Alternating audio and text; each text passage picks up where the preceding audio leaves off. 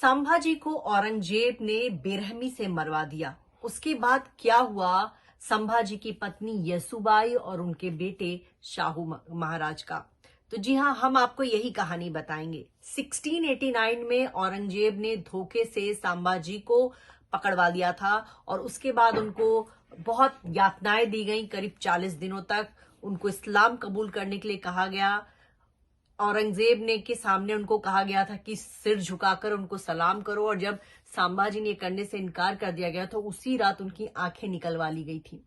संभाजी के जुबान निकलवा गई थी, उनकी शरीर से चमड़ी उतार देवा गई थी। तो ये सभी जो यातना है, जितनी यातना दी गई थी, उसका सिर्फ 20% आपको छावा फिल्म में दिखाया गया है।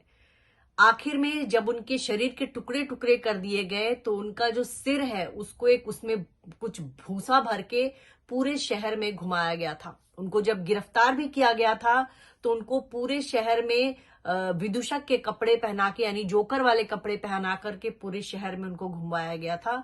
तो बस औरंगजेब ये इसलिए कर रहा था कि वो मराठा में दिखा सके कि संभाजी जो है वो कुछ नहीं कर पाए। वहीं मराठे भी संभाजी को बचाने के लिए अटैक नहीं कर पाए, क्योंकि उस समय संभाजी के जो भाई थे राजा राम, वो खुद छोटे थे उम्र में।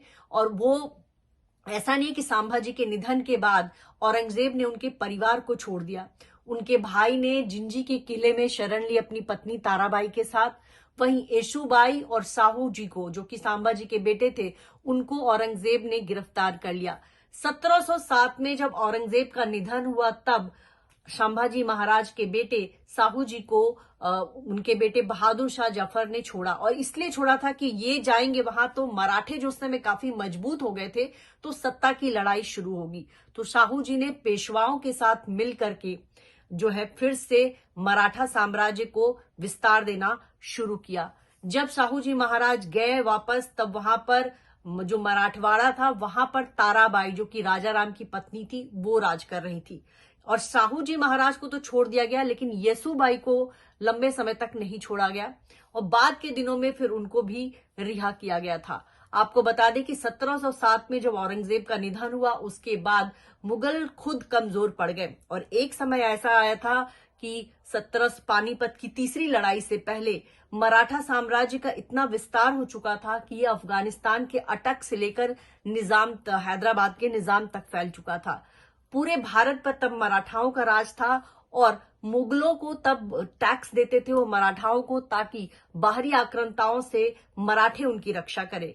और ये जो है इतना बड़ा विशाल साम्राज्य जो है मराठाओं ने खड़ा किया था। और पेशवाओं ने वाकई में ये जो समय था, ये मराठा काल कह सकते हैं कि शिवाजी के समय भी जो इतना ज्यादा मराठा साम्राज्य का विस्तार नहीं हुआ था, जितना जो है पेशवाओं के समय में मराठा साम्राज्य का विस्तार हुआ था। और पेशवा इतने ज्यादा उनका प्रभाव बढ़ गया था कि मुगल भी उनसे डरते थे।